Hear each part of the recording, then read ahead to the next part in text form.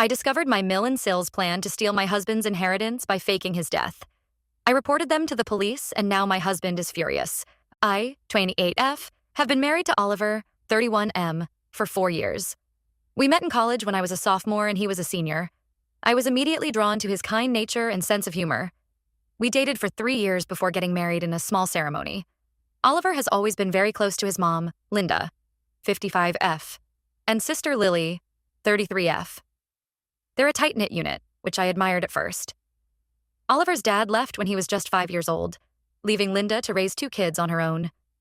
She worked multiple jobs to make ends meet, and Oliver often talks about how they struggled financially but always had each other's backs. I come from a different background.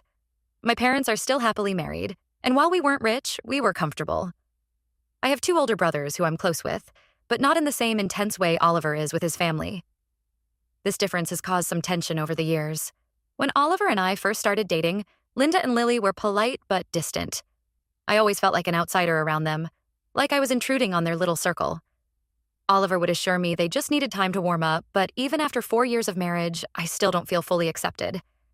Things took a turn about 6 months ago when Lily's husband Tom passed away suddenly from an aneurysm. It was devastating for everyone, especially since they'd only been married for 2 years. Lily fell into a deep depression, barely leaving her house. Linda started asking me to help out with errands and chores for Lily. At first, it was small things, picking up groceries, doing some laundry. I was happy to help during such a difficult time. But the requests kept escalating. Soon I was cooking all of Lily's meals, cleaning her entire house, even paying some of her bills. If I ever tried to say no, Linda would lay on the guilt trip. She'd remind me how Lily was grieving and needed support, how family should stick together in tough times. Oliver was working long hours and traveling for work, so he was oblivious to what was happening. I felt stuck and didn't know how to bring it up without seeming heartless. This went on for months, with me essentially becoming Lily's unpaid housekeeper on top of my own job and household responsibilities. I was burning out fast. I'd come home from work, rush to Lily's to cook and clean, then come back home to do it all over again for Oliver and me. My own work was suffering, and I was constantly exhausted.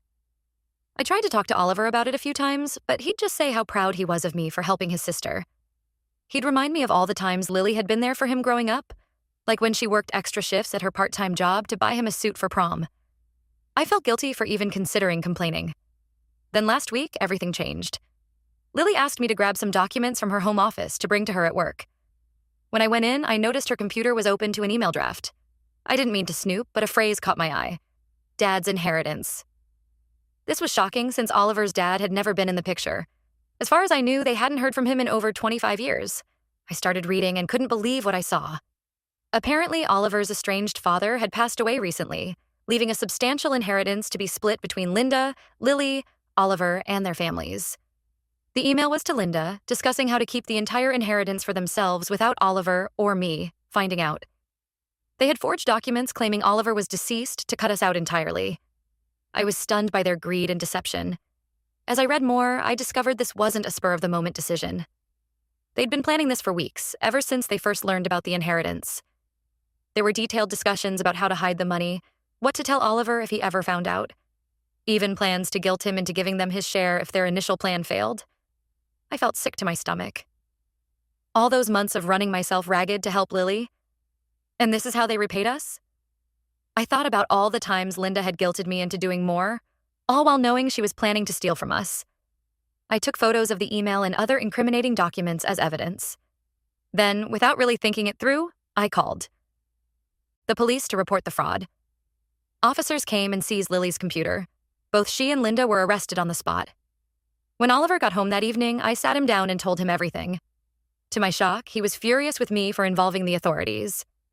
He said I should have talked to him first and let him handle it privately.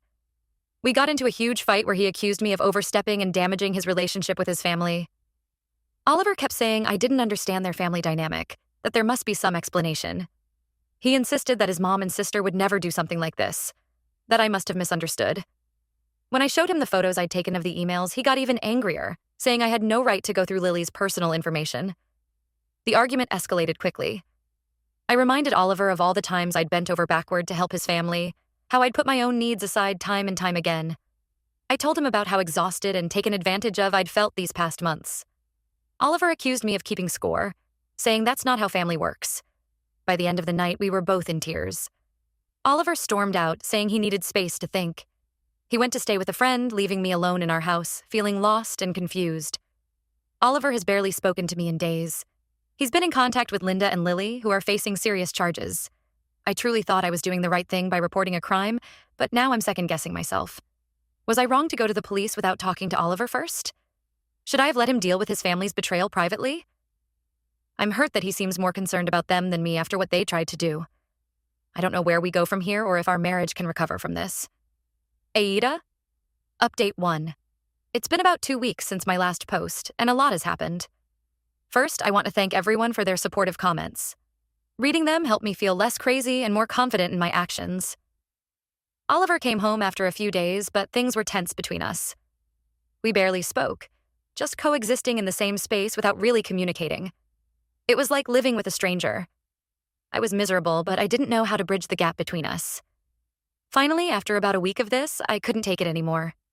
I sat Oliver down and told him we needed to talk. I explained how hurt I was that he seemed more concerned about his mom and sister than about me or the fact that they tried to steal from us. I laid out everything I'd been feeling over the past months. The exhaustion, the feeling of being taken advantage of, the hurt of never truly being accepted by his family. To my surprise, Oliver broke down. He admitted he'd been in shock and didn't know how to process everything at first. He said he'd visited Linda and Lily in jail and confronted them about their actions.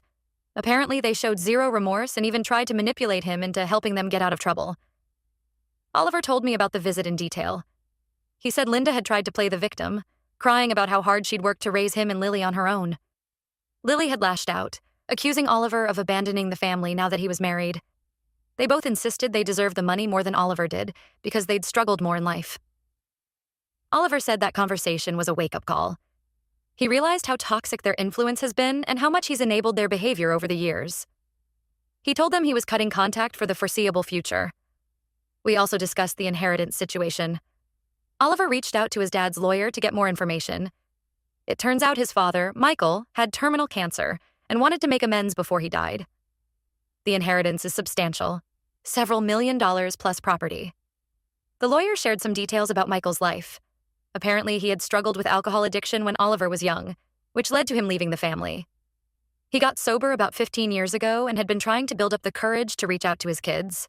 The cancer diagnosis pushed him to finally make things right, even if he couldn't do it in person. Oliver is struggling with mixed emotions about his dad. On one hand, he's angry about being abandoned as a child.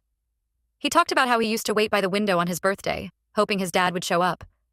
On the other hand, he feels grateful for this final gesture and curious to learn more about his father's life. As for Linda and Lily, they're still in jail awaiting trial.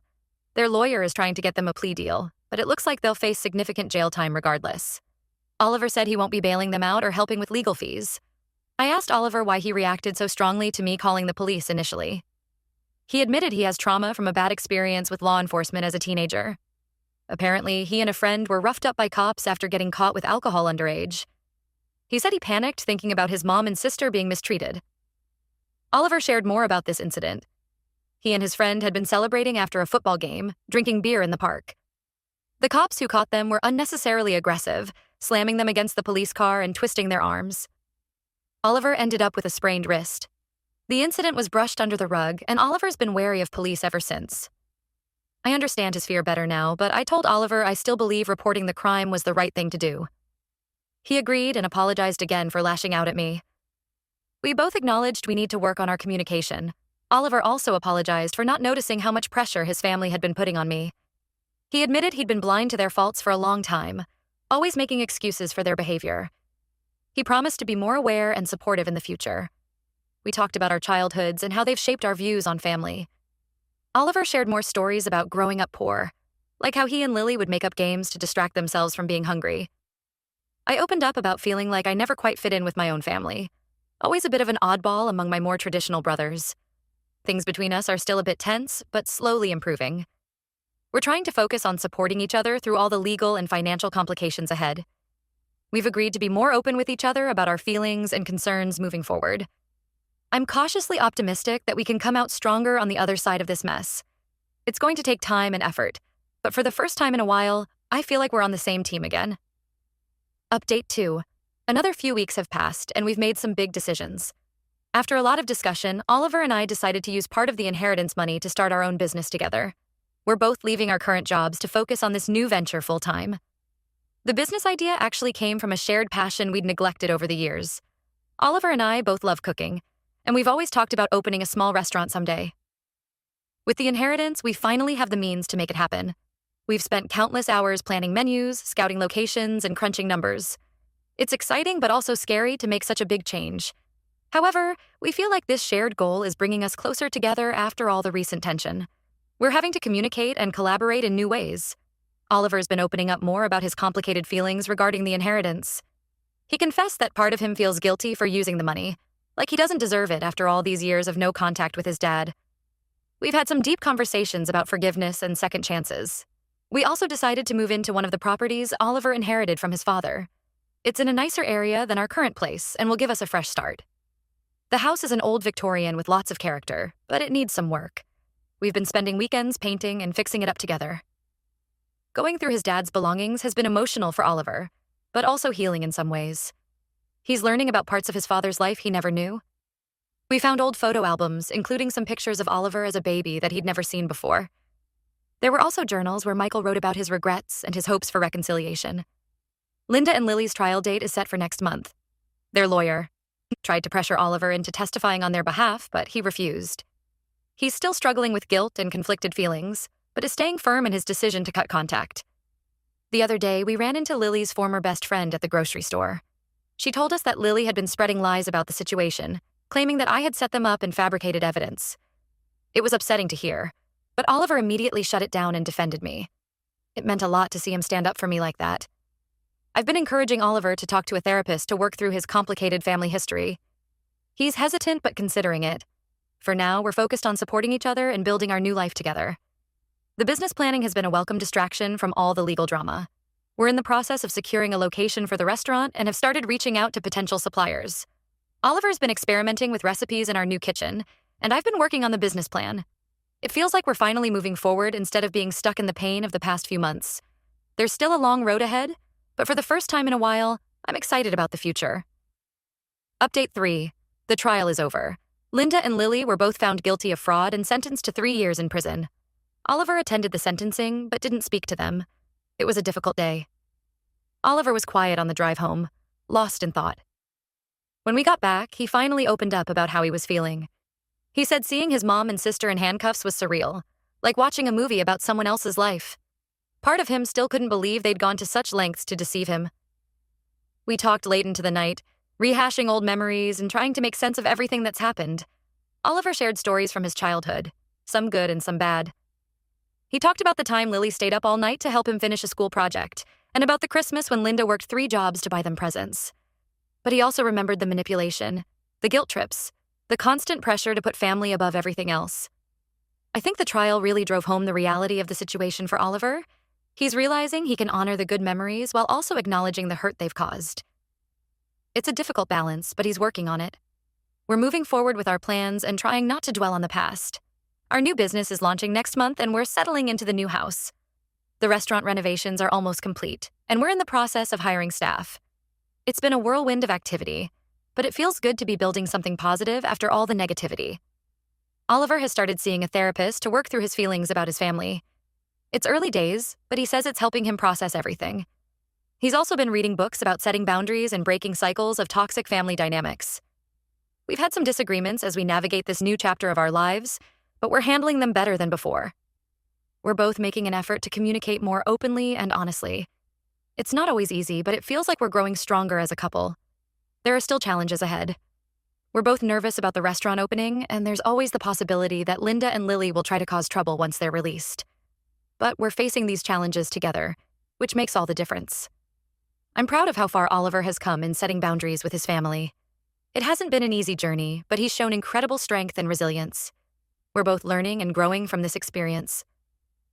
There are still days when I second-guess my decision to call the police, wondering if there was another way it could have played out. But then I remember the deception, the manipulation, and I know I did the right thing. It may have been a difficult path, but it led us to where we are now, and I'm grateful for that. As we prepare for the restaurant opening, I find myself feeling cautiously optimistic about the future. We've been through so much, but we've come out the other side stronger. Whatever challenges come our way, I know we'll face them together.